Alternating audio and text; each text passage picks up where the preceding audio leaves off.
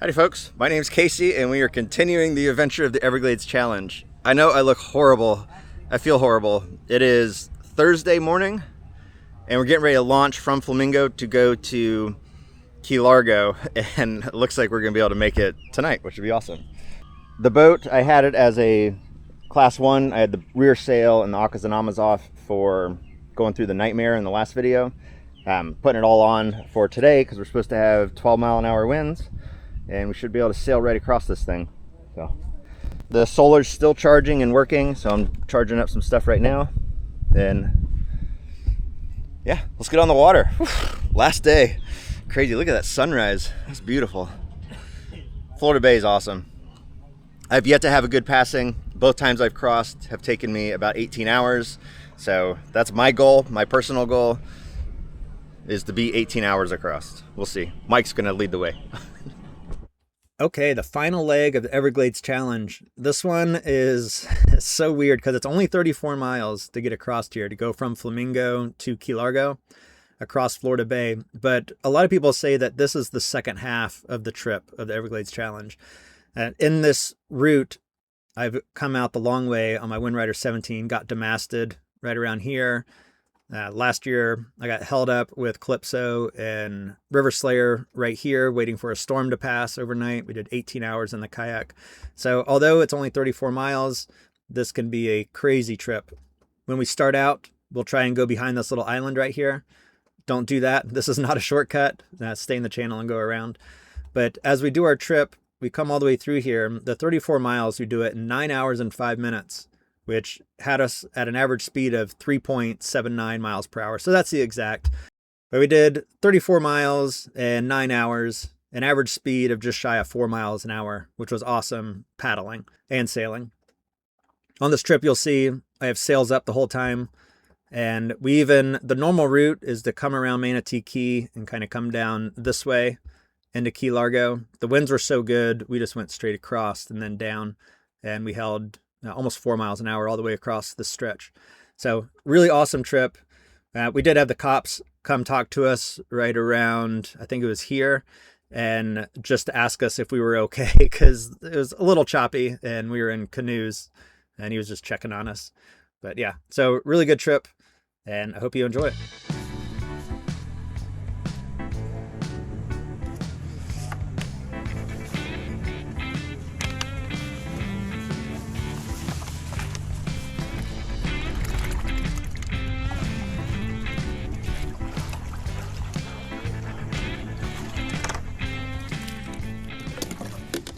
During the Everglades Challenge, the portage at Flamingo is self-sufficient and you need to bring your own wheels and carry them with you to Flamingo and with you when you leave Flamingo. So these are pretty small ones that fit in the back hatch here.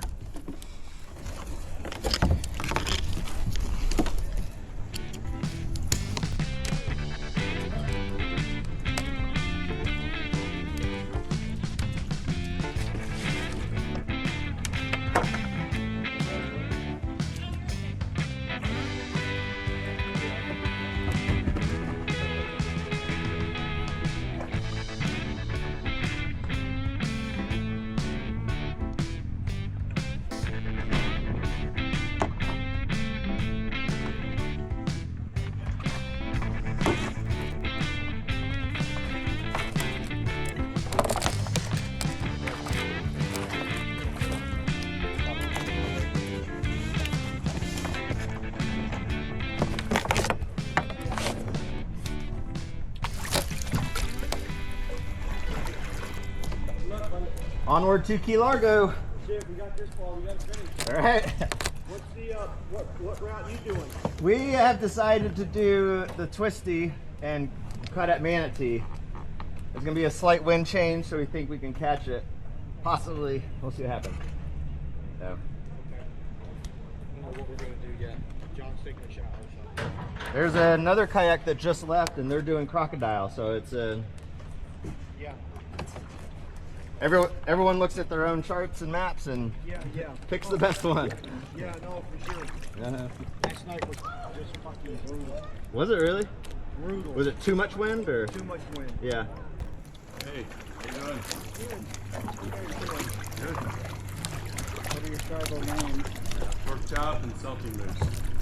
Salty moose, that's good for you. Uh-huh. Morning pork chop. I've been out doing spectators. How was it out there? Well, the wind's almost aligned with the channel. You could ask for it to be a little more perfectly aligned. All right. Have a good one. Yeah.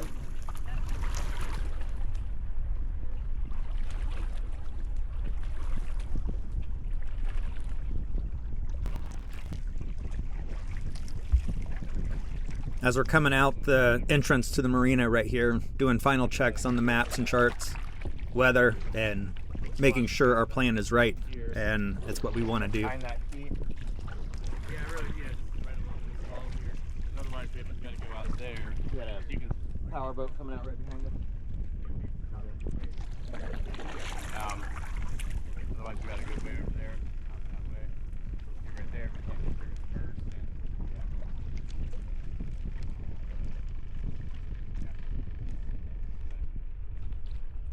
Got a question for you. Do you think it's deep enough to go along this mangrove wall left in one of these?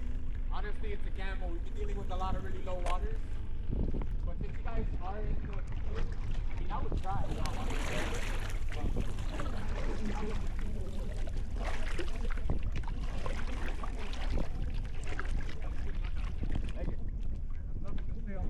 Yeah. Yeah, I got a front sail too. It goes pretty good.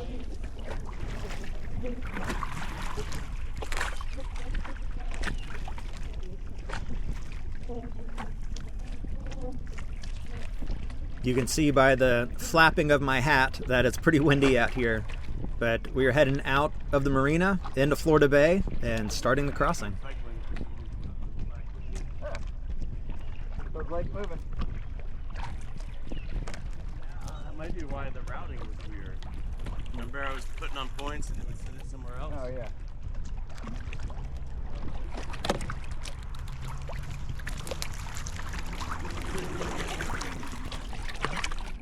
The plan is to go around that island to our right, and it looks like we're going to have enough water. Well, from right here, it looks like we'll have enough water. All right, we just left, and the winds are pretty strong. We'll see how strong they get for the rest of the day. But I got the rear sail up, not the front sail, just letting the mizzen do its push. I do like that. Oh, Mike's getting ready to pop his front sail, so I might have to do mine too. We'll see.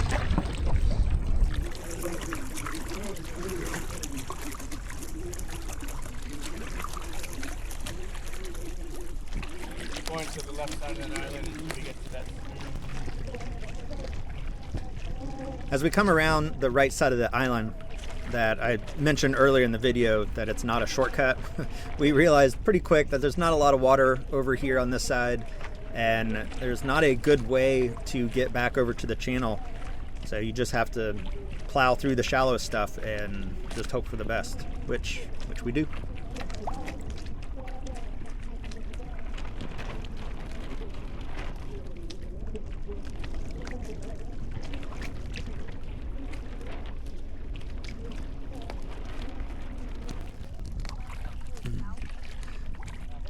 But you can see here we caught up to Swims Upstream and Glows in the Dark in their tandem kayak.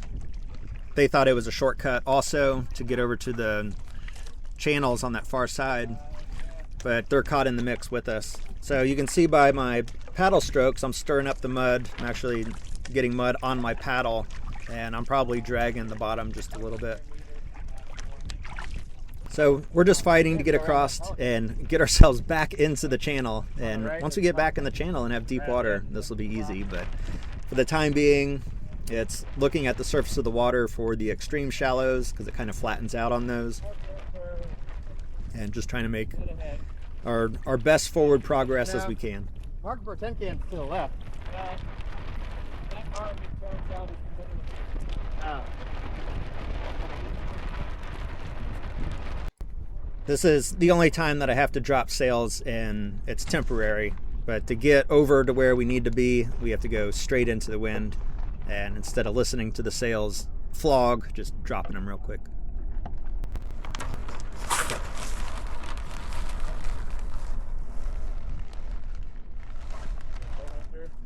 Yep.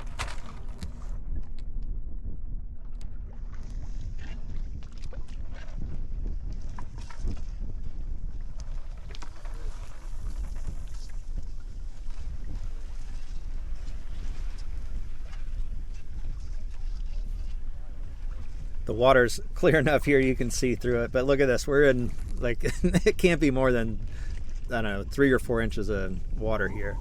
It is just pushing through the mud.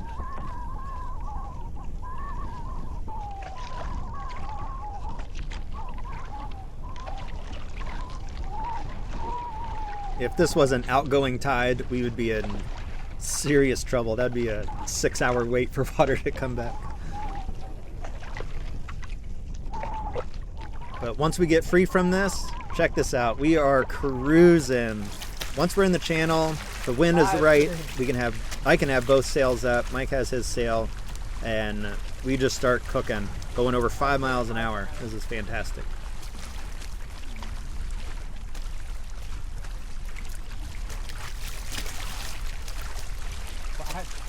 Five, 5.6 miles an hour, and no need to tack or change direction for a long time.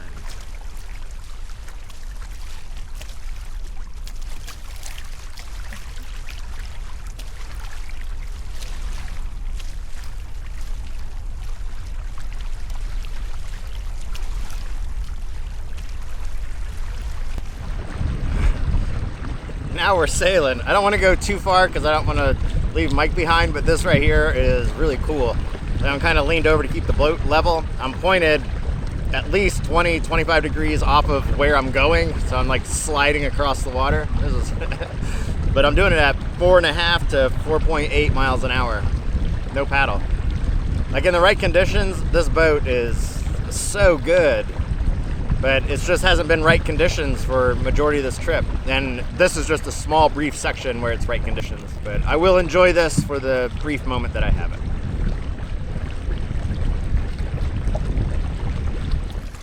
You can see with shifting my body weight over, that almost just barely touching the water. So I can keep the boat level just with my body weight being angled over. We're going 4.7, super easy, just cruising along.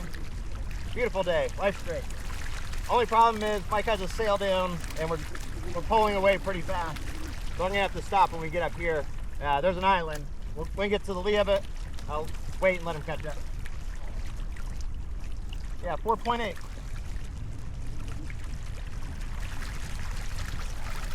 Even this many days into the challenge, my body's sore, my mind's sore, I'm tired. This is awesome. I love it. So worth it. This is a cool little spot where you got to sail between 2 little islands. It's called Dump Key. And when Mike named the boat the Tokyo Drift, to go straight, I crabbed so hard with the mizzen sail.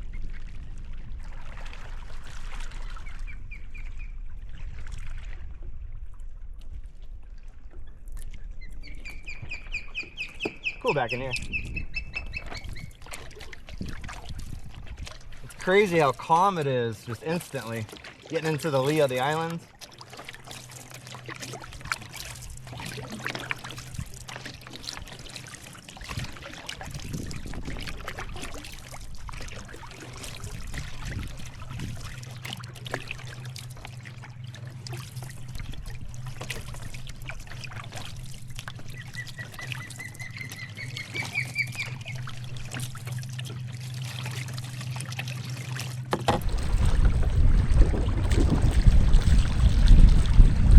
Oh man, this moment felt so good. It was almost like cheating. It was too easy. Just sails up, cruising really fast. And if I paddled, I would be going too fast. So I had to, slow it down just a bit so Mike with his one sail could keep up.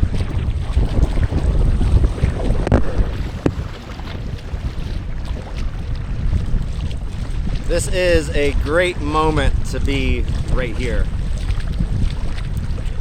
It's just gorgeous out right now. Through the pain and the suffering, these moments are it. Man.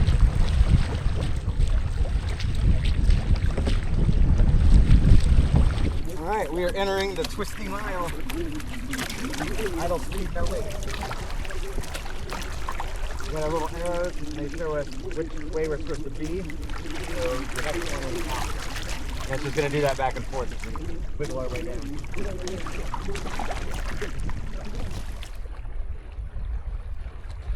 And these colors aren't fake, folks. It's really this beautiful out here.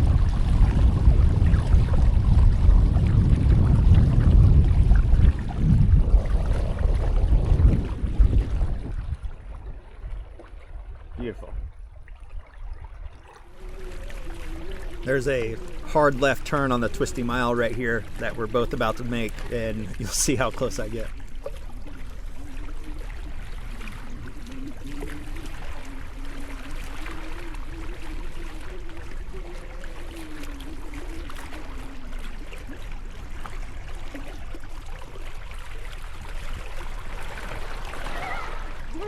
Damn. Took you drifting.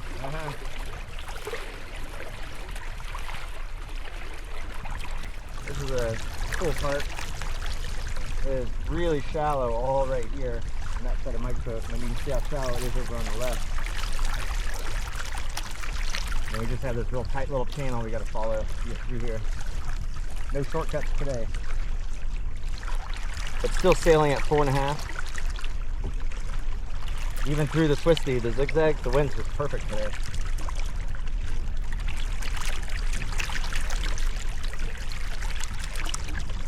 So it's perfect for this area. After the twisty mile, the water got a little deep, and when the water's a little deep, the waves can stack up a little bit, so it was getting a little bouncy through here. It was fun though. Yeah, it was right after this that we got into the lee of an island, and the police boat showed up and was making sure that we were okay because we were so far from Flamingo and the Keys. We didn't tell them that we were 260 miles into our trip, but you know, yeah, we were good. And this is how calm it is at Manatee Key when you get there. It's a good place to take a break.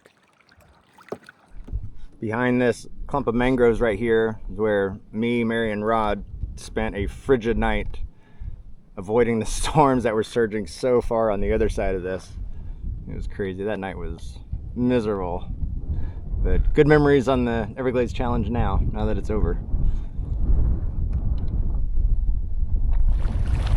I can see buildings on the far horizon. They are on Key Largo. So we are almost done. It's amazing. We got about 10 miles or so. So yeah, just a couple hours, 3 hours. Crazy. Mike was looking at the maps, and instead of taking the traditional route that most people take, we're veering that up a little bit, and that's going to give us more of a downwind run all the way over to the next turn down Buttonwood Sound area. So yeah, this will be, we got 8 miles of easy cruising. And it depends on what the water conditions are going to be. They might stack up as further we get away from this island, but should still be good. It'll be nice. What a day.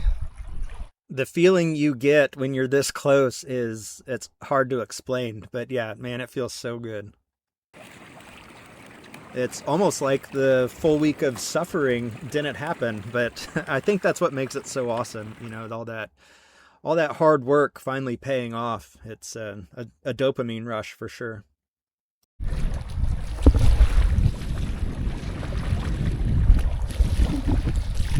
Yeah, just checked and the memory card's full on the other camera, so it's down to this one. So hopefully I got space on here. I'm pretty sure I do.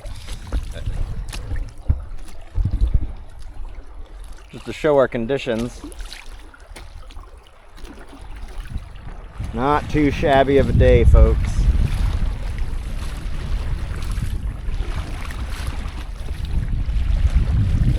This is the EC finish, the home stretch. This is the last little bit of any rough water we're gonna have. Once we come around this little point, we'll get into the lee, and then we'll be in the lee all the way home. So for the past probably 2 hours, it's been similar to this right here. A little bouncy, little sprays of water every now and then, but not bad. And then there's this turn where we are currently pointed directly at Key Largo. We just have to go through this little cut on these islands and then get there. But it's, I think, almost an hour away, 45 minutes away at this point from touching the sand of Key Largo. But yeah, it's right there. So close yet so far. One last push.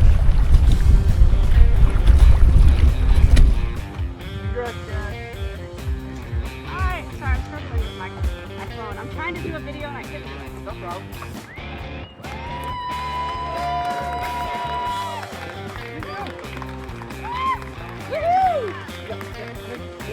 Thank you to everyone that helped me get across the finish line again. Tom, I know you're only there for the first leg at EC, but always a huge help. Mike, definitely couldn't have done it without you by my side.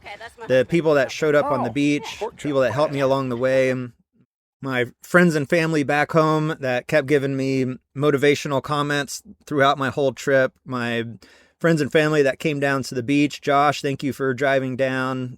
My dad, my stepmom Peg, and thank you to Water Tribe, the chief, just everybody. I mean, this event is amazing, and the people you meet along the way, Windward Mark, Leeward Lauren, everybody else, like, it's just a fun group of people, and yeah, I cannot wait till next year.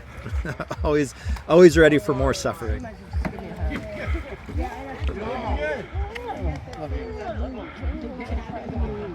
Third time's a charm, I know, man. right? And last but not least, a huge thanks to Paula, the race organizer. She works endlessly for months making sure everything's ready, and I don't think she sleeps for the week of the EC. So thank you to you two.